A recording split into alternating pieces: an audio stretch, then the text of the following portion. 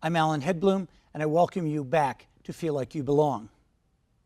When Christopher Columbus stumbled upon North America 5 centuries ago, the continent was already populated with hundreds of nations who had been living on the land for millennia. With us today is author Jacqueline Keeler to talk about the complicated legal and cultural realities surrounding U.S. Native history. So Jacqueline, as I said in my introduction, there is this long history based around Christopher Columbus and over these 500 years. Can you talk a little bit, because you actually wrote an article a couple of years ago about Columbus and what that legacy means? Yes, I did an article called "Goodbye Columbus," sort of a take on the novel by the same name, and about what it means to teach about Columbus and what happened. And years ago, I wrote this Thanksgiving piece that has been reprinted a lot about dealing with the holiday of Thanksgiving. And I was in kindergarten when I was first starting school. My mom told me, she said, I will teach you about the history of Native Americans. Don't listen to anything they tell you in school. And I just want to stop for a minute and let our viewers let that sink in, because, I mean, who are supposed to be the trusted vanguards of our upbringing, of our education, but the schools? And your mom said, no, don't listen to them. I will teach you about Native American education. And she did. I was probably about 6 years old, maybe 5, I guess, probably 5.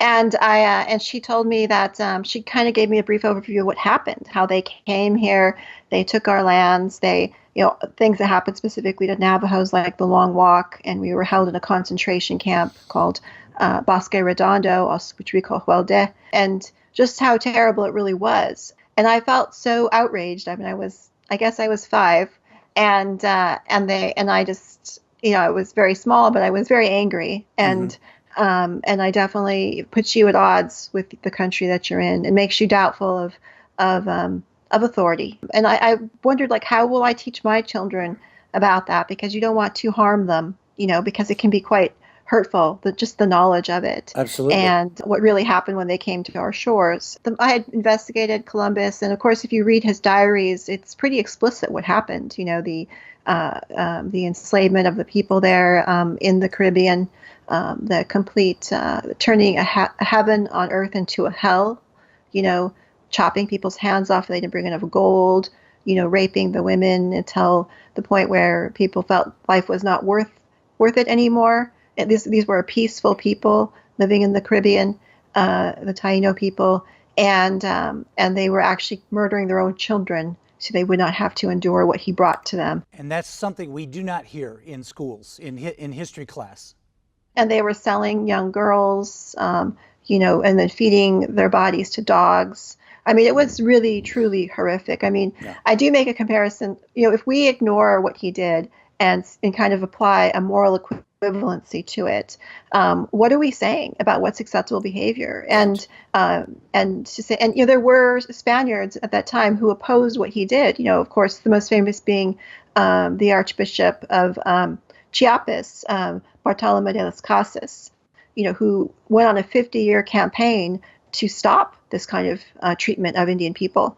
And why not make a holiday for him? That's right. More a person who has, and I ended up drawing a comparison to Abu Ghraib, how, if you continue down this path, these things happen, these things happen today. Right. People sent abroad, they break the bounds of normal society, and they do things that, we would normally think would be unthinkable. And so I think that holding to a moral center is very important. And I actually have a podcast, which is on iTunes and SoundCloud, called Not Your Disappearing Indian. Mm-hmm. And I interviewed Chrissy Castro, who is a young Navajo woman who lives in Los Angeles, who helped to get LA to change their holiday from Columbus Day to Indigenous Peoples Day. And she was saying that the city council had the Native American community and the Italian American community meet and have these discussions. And what they found out was that at first there were a lot of Italian Americans who came, and then after they read Columbus's diary to them, read they found first-person accounts of what happened. They were shocked. Their community had been celebrating Columbus for 100 years, and they knew nothing about him. They knew absolutely nothing about what he had done, and many of them fell away. They said, if we had known this was true, we wouldn't be here. We wouldn't have come to defend this holiday. And after a while, there were just a few very hardcore people left. So is this movement growing across the country? Are there other municipalities that are starting to move away from Columbus Day? Because I know, for example, in the East, where there are still large pockets of Italian Americans, there are even, I believe, some states that have it's a day off from schools are closed, everything. Yeah, in fact, I went to kindergarten in Colorado, and that was the first state in the country to declare Columbus Day a state holiday because of the Italian American community there in Denver.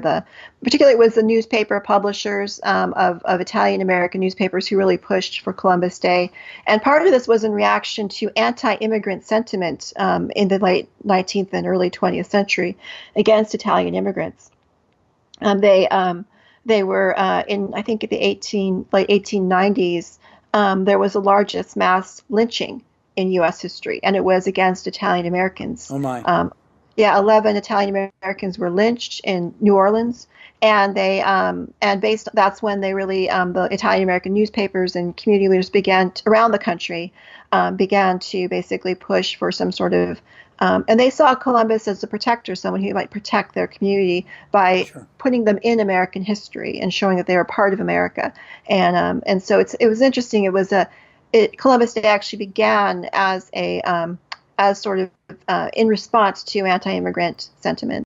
Every community needs something to celebrate its own cultural and ethnic pride. So originally it was a reasonable idea, but maybe celebrating the wrong person. I want to move on because you had written an article, a really powerful article, just a couple of years ago about cultural appropriation and called "My Life as a Cleveland Indian."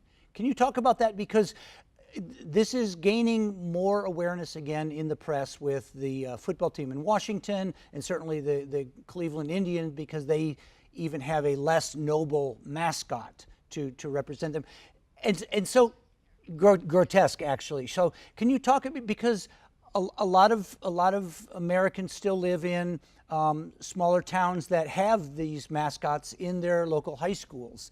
So can you educate people about the damage that's done by cultural appropriation? Yeah, I think there have been a number of studies that have been done, particularly by Dr. Stephanie Freiberg, and she is Tulalip tribe member, and she did her graduate research at Stanford. And what she found was that Native youth exposed to Native mascots had lowered self-esteem. So she measured their self-esteem before they were exposed to a mascot and then afterwards, and also asked them how they felt about mascots. And what she also found was that Native students who said they were okay with Native mascots, they actually experienced a greater drop in self-esteem, which suggests that they're compensating in a way to make it okay. And I think that we often don't think about all the energy that goes into compensating for hurtful things in your environment, and how that takes away from other things that people could be doing with that energy. And she also found that can't remember the phrase she used, but basically she measured their ability to imagine that they could achieve their dreams. Like they have a goal or a dream, how likely do they think that they could do it and make it happen? And what she found, that was also reduced greatly by exposure to mascots. And I think that shows that the distancing effect, the pigeonholing, the realization that you're not part of this community, it's all very hurtful and has real impacts. And like I said, Native youth are probably the most vulnerable population in the country. And why put this on them? For what is basically entertainment value. There's no other real reason for it. It doesn't really add to the educational experience. And I think the act of mascotry, I created the term mascotry because people would often say, why are you upset about this noble image of a Native American warrior? Well, that's just not the end of it. It goes beyond that, what they do with it. And so, you end up with toilet paper with the noble Native American guy on it. You end up with, at Dartmouth, I went to Dartmouth College, and they had toilet seats with the Indian mascot on it.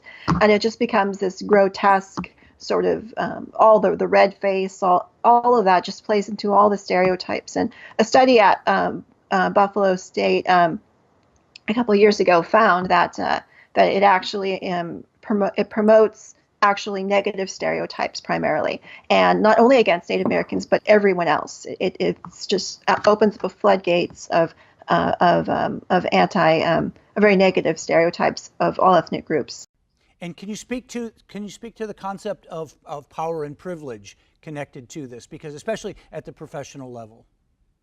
Oh yeah, I mean, I think that it's interesting that I kind of, one of the things my group Eradicating Offensive Native Masqueradry we took on in 2013 and 2014 primarily was we went head to head with Dan Snyder, the owner of the Washington NFL team, and we were able to get him to wrangle with us in the media, which was kind of fun. I mean, taking on a billionaire, and he actually hired a vice president to try to take us on social media. And we trended the hashtag Not Your Mascot in January of 2014 at the Super Bowl. And so we kept him in the news because we kept getting, and he kept addressing us, and it just got pretty crazy. But yeah, he definitely, was very much, to this day, he refuses to acknowledge the issues that Native Americans have with this mascot. And actually studies, Emory University did a study where they found that it actually costs money. They studied NCAA teams that had given up their native mascots, and that's the largest data set they have because that's the most when the colleges were forced to give up their Native American mascots. And so and what they found was that 2 years after they gave up the mascots, actually their audience participation increased. Oh my. So to them, it says that actually having a human being as a mascot is actually distancing, and it's actually a lot of fans are not comfortable with it on some level, and they don't realize it till they change it.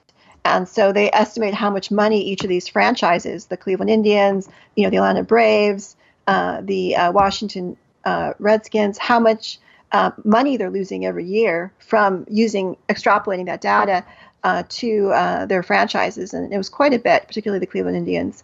And but they don't want to recognize that. And we've also been approaching Nike. I live here in Oregon, and we've asked, and not far from Nike's world headquarters, and we've protested there, the Native community here, and asked them to stop selling Chief Wahoo in particular, and they actually refused. They responded to our protests and said, well, the Cleveland community seems okay with it. They've been having an ongoing discussion, and it's okay. And I'm like, here, my children are protesting outside the Nike World Headquarters. We're the third generation to be protesting Chief Wahoo. My parents protested it in the late 60s and 70s. It's been going on for nearly 50 years. Money speaks more powerfully than the notion of respect and listening to others. We're going to have to wrap up in a minute, but two quick questions. What is your current book project? I'm finishing a book called Standoff. It's comparing the Bundy takeovers here, particularly the one here in Oregon I covered, and with Standing Rock, what those two different, really momentous events in 2016 mean in American politics and American history, and how they reflect two very different groups, the Bundys and the Native Nation, their perspectives. I kind of subtitle it "Sovereign Citizen versus Sovereign Nation," and so they're very powerful political movements pulling at America today. Okay. And so when we look for that on the bookshelves? It's supposed to come out in August. Okay, fantastic. We will look for that and definitely put that on the screen for our viewers to look for and eventually purchase. So wrap-up question, what would you most like our viewers to understand? I think that Native Americans are not just another ethnic group, that we have a political identity as citizens of nations. I think that is often lost, and that for that reason we can be multiracial and like any other citizens of any other country. And I asked them to ponder the question of what ethical colonialism would look like. How could we make it ethical? Is that even possible? And because certainly that is the challenge of their lives. Absolutely. Well, I want to thank you so much for joining us, taking time to help educate our viewers. We're glad to get the word out, and certainly when you come to Western Michigan, we'll sit down and have a warm cup of something together and talk some more. But again, continued success in your work. You're doing really important work, educating the rest of the country. Thank you. Thank you for having me. You bet. Take care now.